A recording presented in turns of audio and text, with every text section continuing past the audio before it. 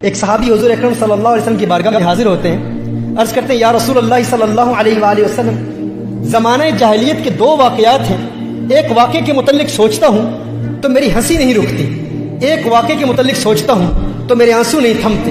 حضور اکرم صلی اللہ علیہ وسلم نے ارشاد فرمایا وہ کون سے واقعات ہیں؟ وہ عرض کرتا ہے کہ یا رسول اللہ صلی اللہ علیہ وسلم، زمانہ جاہلیت میں ایک مرتبہ میں ایک سفر پر جا رہا تھا، ایک بت تھا جس کی میں پوجا کرتا تھا، اس کو اپنا معبود سمجھتا تھا، پتھر کا بنایا ہوا بت میں اپنے ساتھ لے کے گیا، لیکن اس کا وزن اتنا زیادہ تھا کہ میں نے سوچا کہ کہیں اپنے ہی معبود کے وزن کے نیچے دب کے مر نہ جاؤں، تو میں نے سوچا کہ میں ایک اور معبود تیار کر لیتا ہوں۔ کہا کہ میں نے آٹے کا ایک معبود بنایا، کیونکہ آٹے کا وزن کم ہوتا ہے، کہا میں نے آٹے کا ایک معبود بنایا، ایک بت بنایا، باطل معبود بنایا کہ میں اس کو ساتھ لے جاؤں گا اور اس کی پوجا کرتا رہوں گا۔ کہا میں اس کو اپنے ساتھ لے کر گیا، رستے میں اس کی پوجا کرتا، اس کی عبادت کرتا علیہ باللہ۔ کہا لیکن ایک وقت آیا کہ زیادہ راہ جو میرے پاس کھانے کا سارا سامان تھا وہ ختم ہو گیا۔ کچھ وقت کے لیے تو میں نے بہت برداشت کیا، پھر میں نے اسی آٹے پر پانی ڈالا، اسی کو گوندا، گوندنے کے بعد پھر میں نے روٹی تیار کی، تو میں نے کہا ہے میرے خدا اگر آج کام نہیں آئے گا تو پتہ نہیں پھر کب کام آئے گا، میں نے اسی کو کھا لیا۔ کہا یا رسول اللہ صلی اللہ علیہ وسلم، جب میں اپنے اس باطل معبود کے متعلق سوچتا ہوں تو میری ہنسی نہیں رکتی، اور ایک ایسا واقعہ ہے، ایک ایسا دردناک واقعہ ہے، جب اس کے متعلق سوچتا ہوں تو میرے آنسو نہیں تھمتے۔ میرے آقا صلی اللہ علیہ وسلم نے ارشاد فرمایا وہ کیا واقعہ ہے؟ کہا یا رسول اللہ صلی اللہ علیہ وسلم، ایک وقت ایسا تھا کہ میں اپنے گھر سے سفر کے لیے روانہ ہوا۔ جب میں سفر کے لیے روانہ ہوا تو میری زوجہ حاملہ تھی، میری زوجہ امید سے تھی۔ ایک عرصے کے لیے میں اپنے گھر سے باہر رہا اور میں نے ایک مدت گھر سے باہر گزاری۔ جب واپس آیا تو گھر میں جب پہنچا تو میں نے دیکھا ایک ننھی سی بچی میرے گھر کے صحن میں کھیل رہی ہے۔ جب اس بچی کو کھیلتے ہوئے دیکھا، میں نے زوجہ سے پوچھا یہ بچی کہاں سے آئی ہے؟ تو اس نے کہا ڈر کی وجہ سے، خوف کی وجہ سے، وہ جانتی تھی کہ یہ عرب کا معاشرہ ہے اور یہ وہ لوگ ہیں جو اپنی بیٹیوں کو زندہ دفن کر دیا کرتے ہیں۔ اس نے کہا کہ یہ آپ کی بیٹی ہے۔ اس نے کہا مجھے بہت غصہ آیا، لیکن وہ بیٹی بھاگتی ہوئی صحن میں میرے پاس آئی اور یا ابا کہہ کے مجھے پکارا، ہے میرے پیارے والد کہہ کے پکارا اور مجھے سینے سے لگا لیا۔ کہا اس وقت تو مجھے بہت پیار آیا، بہت محبت میرے دل میں پیدا ہوئی اور میں نے بیٹی کو زندہ دفن کرنے کا ارادہ ترک کر دیا کہ میں اب اسے زندہ دفن نہیں کروں گا۔ لیکن وقت گزرتا گیا، میرا لگاؤ اور میرا پیار میری بیٹی سے رفتہ رفتہ بڑھتا چلا گیا، میری محبت، میری چاہت، میری رغبت میری بیٹی سے رفتہ رفتہ بڑھتی چلی گئی۔ کہا کہ ایک وقت ایسا بھی آیا کہ وہ بلوغت کی عمر کے بہت قریب پہنچ چکی تھی۔ کہا لیکن اس وقت معاشرے کے بڑے بڑے عرب لوگ، ان کا دبدبہ اتنا تھا، وہ سویلائزیشن ہی ایسی تھی۔ ایک وقت ایسا آیا کہ میرا ظلم اپنی انتہا تک پہنچ گیا اور میں نے فیصلہ کیا وہ میری چہیتی بیٹی، وہ لاڈلی بیٹی جو بڑے پیار سے مجھے والد صاحب کہہ کے پکارا کرتی تھی، میں نے اپنی زوجہ کو کہا کہ اس کو فوراً تیار کر لے، اس کو نئے کپڑے پہنا، اس کی کنگھی کر اور اسے نہلا کر تیار کر کے اسے بتا کہ میں اسے فلاں رشتہ دار اور فلاں قبیلے میں ان کی شادی ہے، اس شادی پر اس کی سہیلیاں اس سے ملیں گی اور وہاں لے جا رہا ہوں۔ جب اس نے کہا کہ میں نے اپنی زوجہ کو بتایا، کیونکہ زوجہ جانتی تھی کہ عرب معاشرے میں کس قدر ظلم کیا جاتا ہے،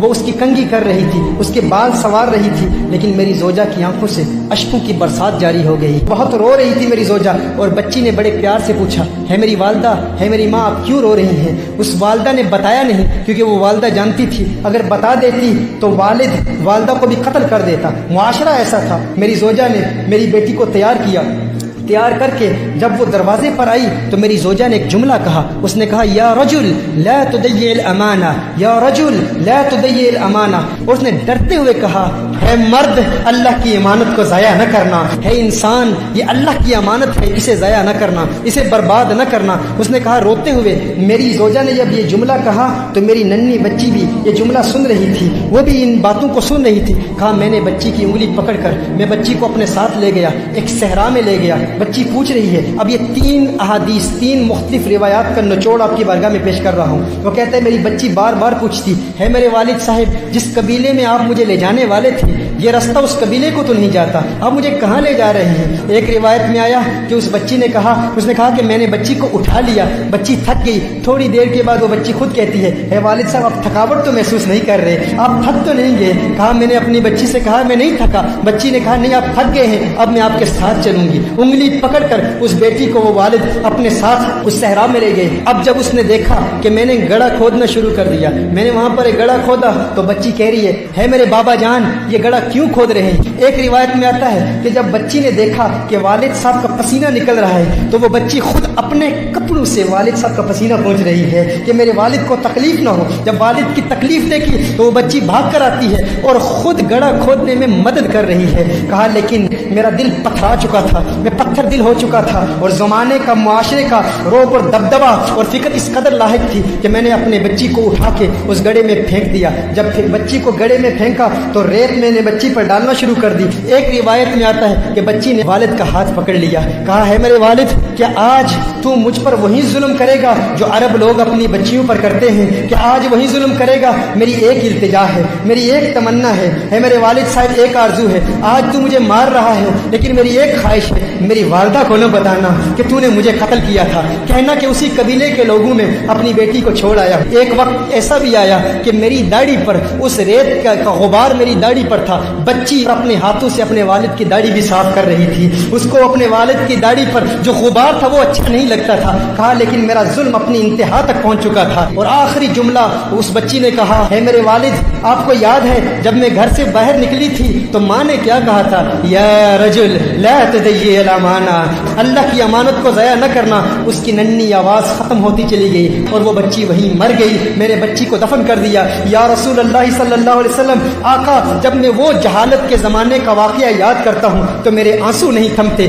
حضور اکرم صلی اللہ علیہ وسلم کو دیکھا تو حضور اکرم صلی اللہ علیہ وسلم کے ساتھ حضرت فاطمہ زہرا رضی اللہ تعالی عنہا موجود ہیں۔ میرے آقا نے فوراً فاطمہ زہرا کو سینے سے لگا لیا، سینے سے لگا لیا۔ میرے آقا کی آنکھوں سے اشکوں کی برسات جاری ہوگی۔ ہم تو اپنی بیٹیوں سے پیار کیا کرتے ہیں۔ میرے آقا نے فرمایا ہے ظالم انسان، اگر زمانہ جاہلیت کے گناہوں کی وجہ سے اور ظلم کی وجہ سے اللہ مجھے آج کسی سے بدلہ لینے کی اجازت دیتا تو سب سے پہلے تجھ ظالم سے بدلہ لیتا۔ محترم احبہ، اپنی بیٹیوں کو بتائیں کہ حضور اکرم صلی اللہ علیہ وسلم نے ان بیٹیوں کو جینے کا حق دیا ہے۔ میرے آقا صلی اللہ علیہ وسلم نے ان بچیوں کو وہ مقام دیا ہے۔ کیا مقام دیا ہے، کیا مرتبہ دیا ہے؟ رسالت میں آپ صلی اللہ علیہ وآلہ وسلم ارشاد فرماتے ہیں جب کسی کے ہاں لڑکی پیدا ہوتی ہے تو اللہ تعالیٰ اس کے گھر فرشتوں کو بھیجتا ہے۔ آج آپ دیکھیں آپ کے گھر بیٹی پیدا ہو جاتی ہے، آپ پریشان ہو جاتے ہیں، دو بیٹیاں پیدا ہو جاتی ہیں، آپ پریشان ہو جاتے ہیں کیونکہ بیٹوں پر ہم فخر کرتے ہیں۔ میرے آقا صلی اللہ علیہ وآلہ وسلم ارشاد فرماتے ہیں جب اللہ تعالیٰ کسی کو بیٹی عطا کرتا ہے، لڑکی عطا کرتا ہے تو اس کے گھر فرشتوں کو بھیجتا ہے۔ فرشتے آ کر کہتے ہیں اے گھر والو تم پر سلامتی ہو۔ پھر فرشتے اپنے پر بچھا دیتے ہیں، اپنے پروں کے سائے میں اس بچی کو لے لیتے ہیں اور اپنے ہاتھ اس بچی کے سر پر پھیرتے ہیں، اور پھر فرشتے کہتے ہیں کہ یہ ناتواں کمزور جان ہے، جو اس ناتواں کمزور کی پرورش کرے گا قیامت تک اللہ کی مدد اس کے شامل حال رہے گی۔ میرے آقا صلی اللہ علیہ وسلم نے ارشاد فرمایا بیٹیوں کو برا مت کہا کرو، تم دیکھتے نہیں میں محمد عربی بھی بیٹیوں والا ہوں، تم دیکھتے نہیں میں بھی بیٹیوں والا ہوں۔ بے شک بیٹیاں تو بہت محبت کرنے والی، غم گسار اور بہت زیادہ مہربانی کرنے والی ہوتی ہیں۔ ایک حدیث میں میرے آقا صلی اللہ علیہ وسلم نے ارشاد فرمایا جس شخص پر بیٹیوں کی پرورش کا بار پڑ جائے اور وہ ان کے ساتھ حسن سلوک کرے تو اس کے لیے جہنم سے روک بن جاتی ہے، بیٹیاں اسے جہنم میں داخل نہیں ہونے دیتی۔ یہ بیٹیوں کا مقام ہے،